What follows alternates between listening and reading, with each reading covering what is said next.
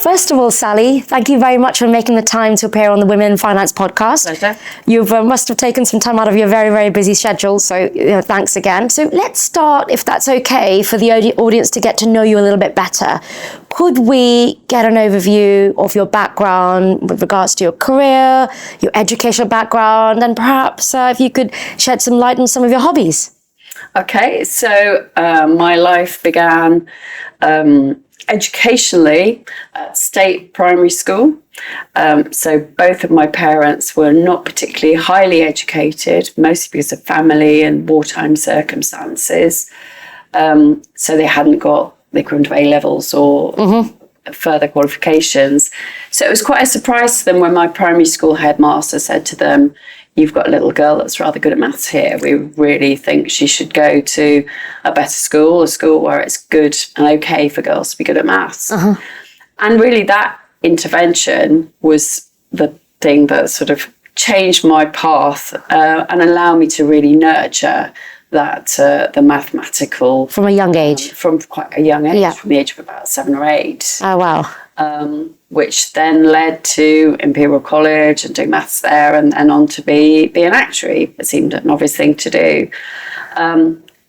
In terms of hobbies and lifestyle, I think I've always been quite frugal. My parents were always quite hard up. There was always money challenges. And so when I was at Imperial and Margaret Thatcher banned the London student travel grant, I thought, right, well, I better start cycling then, bring my bike up from the countryside and start cycling in London. That was 40 years ago, and that carries on today. So I'm a very enthusiastic cyclist and environmentalist, but partly from the practical, it's good for you. So you're one of the earlier cyclists? Yeah, 40 years ago. Wow. Shocking. That is a long time ago. In terms of your career, I mean, I know you've worked at a number of different places, but perhaps picking on some of the highlights of your career and, some of the roles that you've done and how your career has transitioned from when you first entered the industry to where you are today. Certainly, yeah. It really only looks like a career looking backwards. At the time, it didn't feel like a career. It was kind of, oh, well, being an actuary makes a lot of sense because I'm using my maths, but I'm broadening out into the world of finance.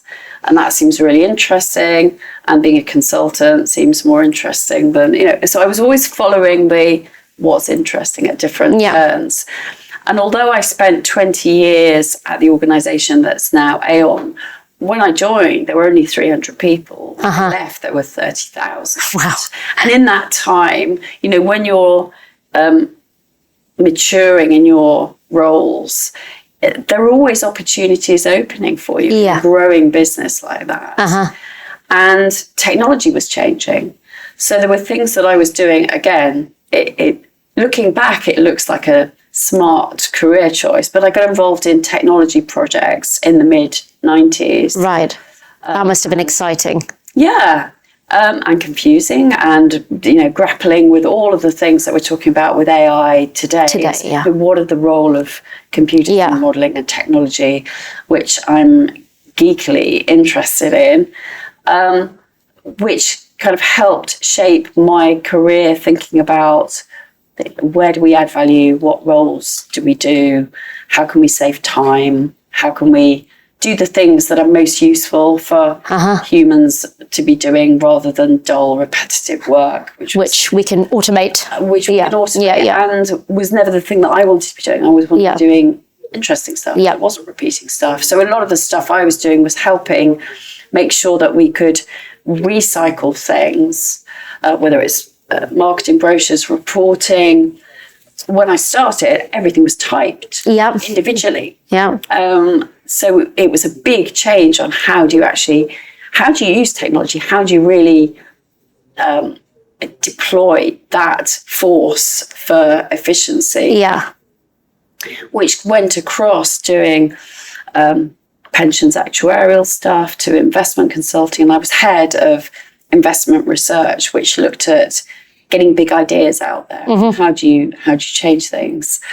So I think that was the role that I enjoyed the most, was really sort of peeling back the layers of the onion and the system, thinking, but why do we think about this way? Why do we do it this way? And and shouldn't we be thinking about the long-term interests and investments rather than just looking at quarterly tracking error and reports and other things about the way that we do the calculations that actually influence how we think about things, what we do that are distorting things. What would we do if we could do things differently? So I was always a bit of a 2-year-old, the why, asking the awkward questions.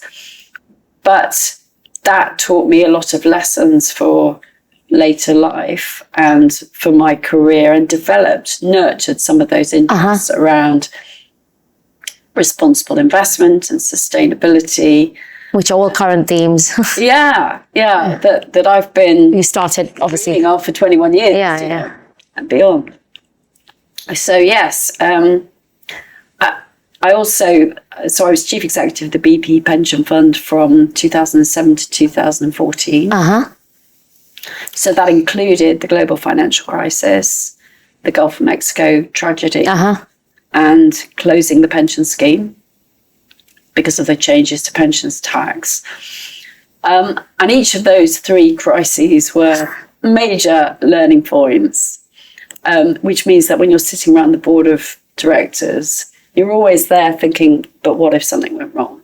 Yeah, and here you've had three sort of major periods. And I think that's, if you've actually lived through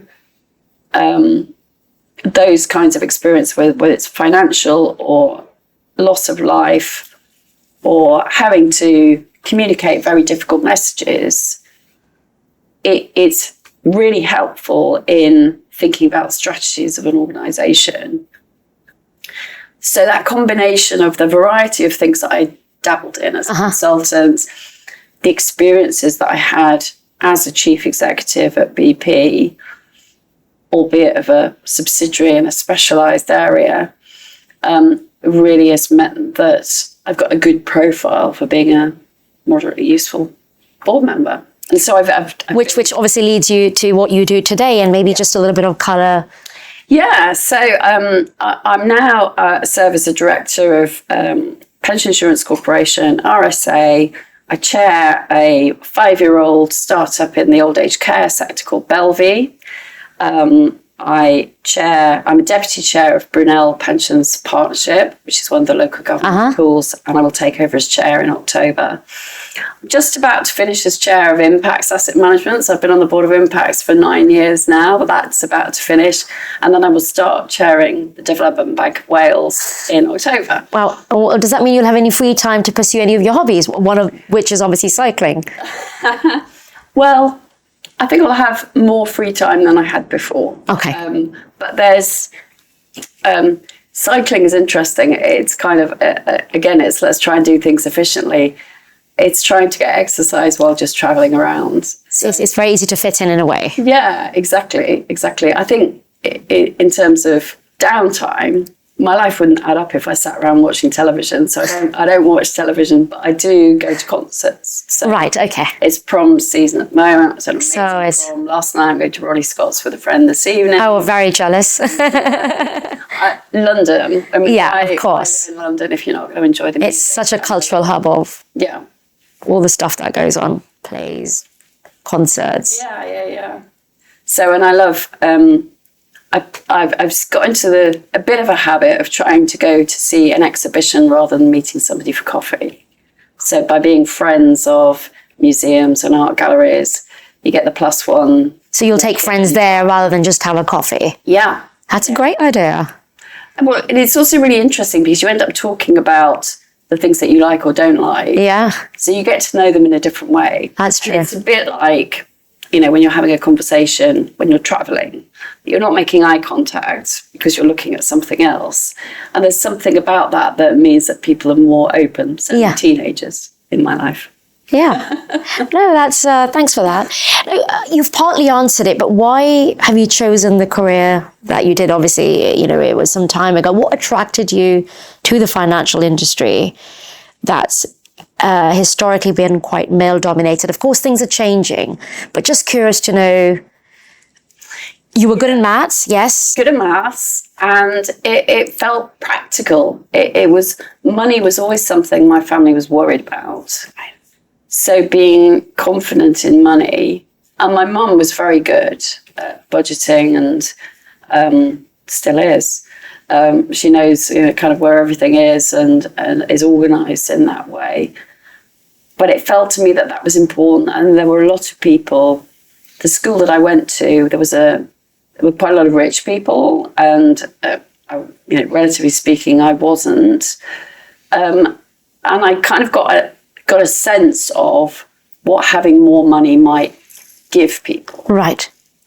That meant that having financial security and giving people financial security in old age was something that I thought was a important purpose. So, and that's what the land of pensions and pension fund trustees is all about. I suppose it all makes sense. Thinking about that from a very young age. Now, you talked about your amazing illustrious career and all these amazing positions you've held. Have you, in your life, in your career, faced any specific challenges, whether they be it professional or personal? Because sometimes personal challenges can impact our professional lives, especially as a woman. You have children, may have aging parents, etc., etc. And how have you navigated your way? And would you be able to share an experience or two if you have faced any challenges looking back? Yeah, I think the biggest challenge was sort of relatively early days. There was one before I started work, which was just like extreme chauvinism in Switzerland, doing fluid mechanics research only 12 years after women got the vote, where my supervisor didn't believe women could do maths, or rather believed women couldn't do maths. Oh, wow. So that kind of calibrated my scale on what chauvinism was like, which was really helpful because everything I experienced after that, working in financial services, was just not an issue. I kind of knew as a mathematician, I'd be working in male-dominated spheres.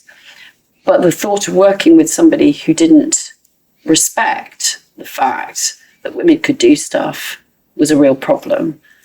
So that put me off doing research. Okay. I think probably the next main challenge was infertility, having 10 years of IVF. The first time I had an unsuccessful cycle, one of my friends, only 2 people in the office knew about this. One of them gave me a balloon and put it in my office, and then rumours went around that I was pregnant. And then my boss came in and said, you will let us know if you're pregnant, won't you? And of course, that was the worst thing he could possibly have said. Yeah. And, every time something like that has happened, you just have to step back and think, it's not his fault. He didn't know. He doesn't know what to say. Nobody knows what to say. He's making assumptions. You shouldn't make assumptions about individuals. But as actuaries, we make assumptions all the time. So just kind of, it's not his fault. I forgive him. I'm going to go to the toilets and have a bit of a wee, and then I'll feel better. And it was a way you sort of coped through some of that stuff that went on. But, okay. And so you talked about, how did you actually overcome something? Would you say it's by sort of having this mindset of... Yeah. It's, most of the times, yes, our world is set up for women, or was set up for women to be at home and men to be at work. It's not the current men's, it's not their fault. They're not doing it deliberately. Yeah, no, of They're course. just working in a system that's been created like that. And if you get... one of the best bits of advice that I've ever had, it is women can grow old in 2 ways. They can become wise old women or embittered old hags. Try not to be the latter. And if you have those moments along the way where you're getting angry about it, Yes. That's not serving anybody's purpose. No, of course. And the ways to change things are to open people's eyes and say, well, actually, you're making a bit of an assumption about how things could be. And would it be nice if the world was like this. Like this. And which is why I think it's so critical that women who are entering the industry today can hear someone like you who's had a very, a long trajectory, long career, and how you deal or have dealt with situations or your mindset. And I think that's quite illuminating for the younger generation, just maybe navigate some of the challenges they may face. I've had reasonable amounts of ranting about stuff, but IVF, and I had a near-death experience where I fell off a cliff once. These kind of life events add perspective and allow you to say, in the greater scheme of things, nobody died here. Yeah. I just got a bit fed up. Yeah. And what's the best outcome? How can I move on from this? Yeah. What are the choices I've got Yeah. about how I react to this and regain control? Yeah. Quite often it's a sense of helplessness or injustice or those kinds of things that can irk you. No, of course. And, you're one of the very few women who's had sort of very senior leadership roles across your career. It's just slight detour, but has that given you a different perspective from the other women in the industry, whereas they've been part of a team reporting possibly into a man, and whereas you've probably had teams of men reporting into you? Any observations from that perspective? Yeah, I think it's just as difficult for men to give feedback to women as it is for women to give feedback to men. Okay, no, fair enough. And it's different, and you have to. It took me a while to realise that men have imposter syndrome, and actually feedback from a woman that can be very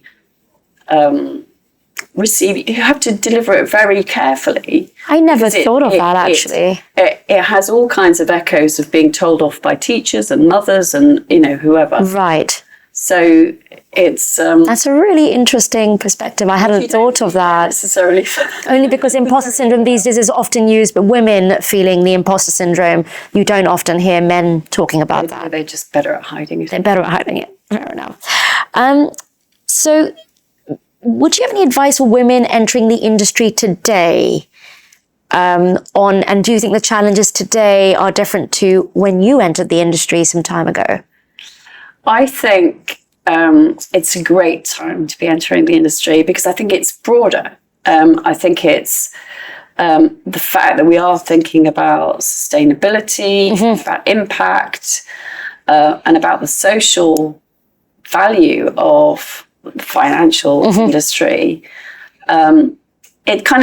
It plays to the stereotypes, and I stereotypes are good and stereotypes are bad, but play to the good bits of this. Enjoy the good bits of the stereotypes that women understand this stuff better than men. Right. We get the social impact, right? Yeah. We may or may not, but hey, if it's a positive stereotype, I'm not gonna downplay it. But the reality is I think you need a greater variety of perspectives in the conversation. Absolutely. And that they're being much more welcomed. Yeah. So it's a better time. The reality is organizational structures and cultures may still be further behind than we would like them to be. But work with it. Go with the flow, change it from the inside. That's become a wise old woman. That's very good advice. What would you tell your younger self today if you were entering the industry? Don't worry so much about fitting in. Again. Because I think the most enjoyable work that I've done and the most useful work, if I look back at my career, is when I've been braver, but when I've been playing to my strengths and doing the things that I'm passionate about. Yeah. Great. Final question. I've sort of asked it, but it's a bit of an overlap. But any advice for women entering the industry today? You've sort of answered it.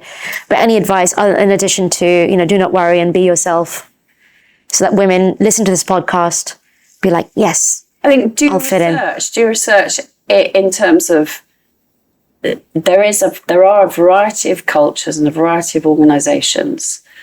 The sector is not homogenous. Yeah.